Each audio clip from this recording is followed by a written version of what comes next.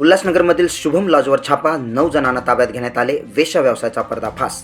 बातमी अशी मिळत आहे की उल्हासनगर शहरातील कल्याण अंबरनाथ रस्त्यावर असलेल्या शुभम लॉज या लॉजिंग बोर्डिंगच्या आडून सुरू असलेल्या वेश्या व्यवसायावर काल मध्यरात्री कल्याण गुन्हे शाखेने छापा टाकून कारवाई केली.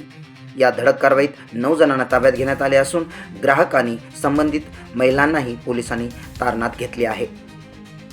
प्राथमिक माहितीनुसार स्थानिक पोलिसांना लॉजमध्ये अनैतिक देहव्यवहार सुरू असल्याची पक्की खबर मिळाल्यानंतर त्यांनी कल्याण गुन्हे शाखेला कळवले. मिळालेल्या माहितीची खातरजमा केल्यानंतर गुन्हे शाखेच्या पथकाने लॉजवर छापेमारी केली. नीट स्कॅम घोटाळ्याबाबत धनंजय मुंडे यांची मोठी प्रतिक्रिया. मुख्य आरोपी विजय पवार यांचा नीट स्कॅममध्ये देखील सहभाग.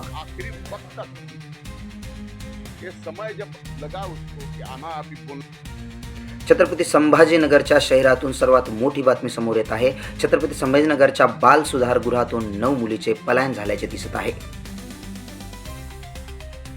पलायन केलेल्या मुलींना पकडण्यासाठी छत्रपती संभाजीनगरच्या महिला पोलीस कर्मचारी यांनी पाठलाग केला, परंतु त्यांना अपयश आल्याचे दिसत आहे.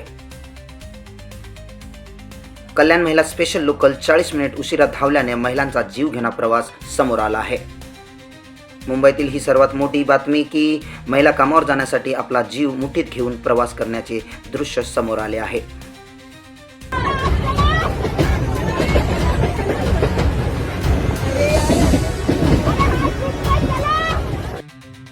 पुढील बातमी. पंढरपूर या शहरातून संत ज्ञानेश्वर महाराज यांच्या पालखी सोहळ्यात बैल उधळल्यामुळे सर्व लोकांची धावपळ समोर दिसून येत आहे.